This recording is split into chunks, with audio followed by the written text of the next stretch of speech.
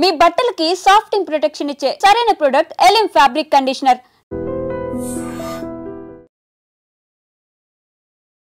ప్రస్తుతం మన ముందు Hyderabad film Nagar police station ముందర యాక్చువల్లీ ఈరోజు ఒక బ్యాడ్ న్యూస్.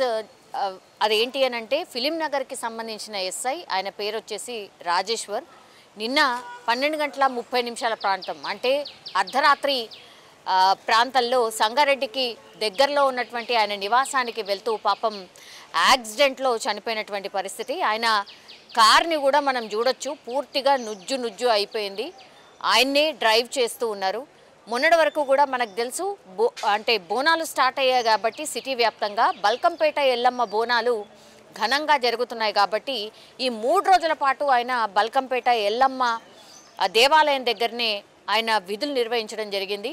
సో ఆయన మరి రెస్ట్లెస్ కారణమా ఇంకో కారణమా తెలియదు కానీ 3 రోజుల పాటు కంటిన్యూషన్గా డ్యూటీ చేయడం, ఆ తర్వాత సంగారెడ్డి దగ్గరలో ఉన్నటువంటి ఆయన చాణక్యనగర్కి సంబంధించిన వాసి. సో ఆయన ఇంటికి వెళ్తూ మార్గ మధ్యంలోనే ఆగి ఉన్నటువంటి లారీని చేర్యాల గేట్ దగ్గర ఢీకొట్టడం జరిగింది. సో వెంటనే అంటే యాక్సిడెంట్ కూడా ఆయన మంచి స్పీడ్లోనే ఉన్నట్టున్నారు. సో కార్ని చూస్తే మాత్రం మనకు అర్థమవుతుంది, పూర్తిగా ఫ్రంట్ పార్ట్ మొత్తం నుజ్జు అయిపోయింది, గుర్తుపట్టరానంత పరిస్థితి ఉంది. కాబట్టి మేబీ స్పీడ్ కూడా బాగానే ఉన్నట్టున్నారు. రాత్రి అట్లాగే రెస్ట్లెస్ కావడం, దెన్ ఆగి ఉన్నటువంటి లారీస్ ఒకవేళ వెనకాల రేడియం లాంటిది ఏమీ లేకపోతే మాత్రం ఆగి ఉన్నటువంటి ఏ వెహికల్ కూడా కనిపించదు కాబట్టి అట్లనే జరిగి ఉంటుంది అనుకుంటున్నారు.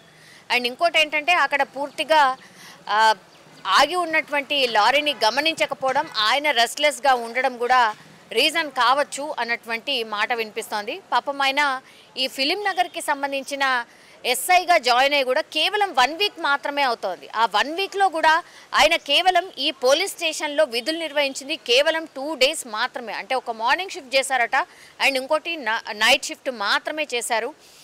మిగతాదంతా కూడా అవుట్డోర్ అంటే బల్కంపేట ఎల్లమ్మ దగ్గర డ్యూటీ చేయడం జరిగింది. ఇక్కడ 1 వీక్ మాత్రమే అయింది కాబట్టి తోటి ఎస్ఐలు కావచ్చు లేకపోతే సిబ్బంది కావచ్చు అంత ర్యాపో కూడా లేకపోవడం. అండ్ ఈయన రాజేశ్వర్ కానిస్టేబుల్ దగ్గర నుంచి ఆయన ఎస్ఐకి ఎదిగారు కాబట్టి గ్రౌండ్ లెవెల్లో ఎట్లుంటుంది అనే విషయాలు తెలుసు.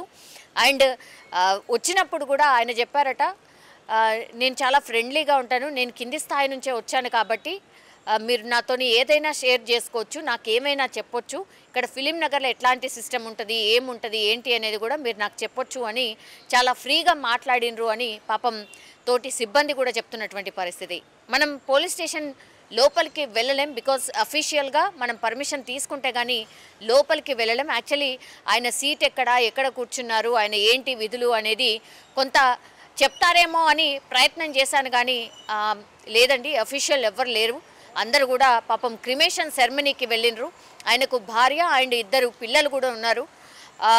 మంచి పొజిషన్కి రావాలనుకుంటాడు, ఒక మంచి ఆఫీసర్గా ఎదగాలనుకున్నటువంటి టైంలో కేవలం ఇక్కడికి వచ్చి కూడా 1 వీక్ మాత్రమే అయింది. మాకు కూడా కంప్లీట్గా తెలీదు. సో ట్రాన్స్ఫర్స్లో భాగంగా, ప్రమోషన్స్లో భాగంగా ఇట్లాంటి విధులు మారడం, ట్రాన్స్ఫర్లు కావడం చాలా కామన్. అందులో భాగంగానే ఎస్ఐ రాజేశ్వర్ కూడా ఇక్కడికి రావడం జరిగింది. ఆయన మంచి ఎక్స్పెక్టేషన్తో మంచిగా డ్యూటీ చేయాలి అన్న దాంతోనే వచ్చిండ్రు. కానీ 1 వీక్ లోపలనే ఆయన చనిపోవడం నిజంగా బాధాకరం అంటూ కూడా, సో అక్కడ సిబ్బంది కూడా ఇది అత్యంత బాధాకరమైనటువంటి విషయం అని కూడా వాళ్ళు కూడా చెప్పడం జరుగుతోంది.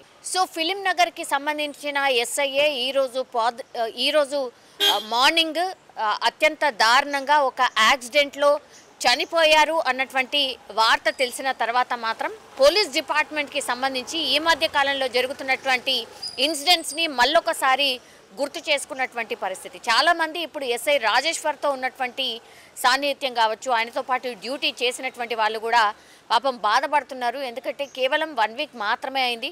అండ్ ఆయన కింది నుంచి పై స్థాయికి ఎదిగిండు, కష్టపడి ఎదిగిండు. సీనియారిటీ వైజ్గా ఆయనకు ఎస్ఐ పొజిషన్ వచ్చింది. కానీ ఎస్ఐ పొజిషన్ వచ్చిన కొన్ని డేస్ కూడా ఆయన తన డ్యూటీని నిర్వహించలేకపోయిండు. అత్యంత బాధాకరమైనటువంటి విషయం అంటూ కూడా తోటి సిబ్బంది చెప్తున్నటువంటి సిచ్యువేషన్ అయితే కనిపిస్తోంది. ఇది ఫిలిం నగర్లో ఈరోజు మార్నింగ్ ఒక ఎస్ఐ యాక్సిడెంట్లో అనుకోని యాక్సిడెంట్లో చనిపోవడం అయితే అత్యంత బాధాకరం అంటూ కూడా వాళ్ళ సిబ్బంది చెప్తున్న పరిస్థితి. నిజంగా ప్రస్తుతం ఉన్నటువంటి సమాజం దేనికి ప్రయారిటీ ఇస్తుంది? ఆర్థిక సంబంధాల చుట్టూ మాత్రమే తిరుగుతుంది. మళ్ళీ ఎన్నికలంగానే చాలా విరక్తి కలుగుతాం. మంచి అనిపిస్తుంది కదా, లేడీస్ కూడా ఛాలెంజింగ్ జాబ్స్ చేసినప్పుడు చాలా బాగుంటది. ట్రాఫిక్ అసిస్టెంట్స్ గా నియమించిన ట్రాన్స్జెండర్స్ అందరితో సాల్యూట్ చేయించుకుంటున్నారు. ఫుడ్ డెలివరీ ఇవ్వటానికి వెళ్ళినటువంటి డెలివరీ బాయ్ అనిల్ పై కళ్ళ ముందు పెళ్ళండి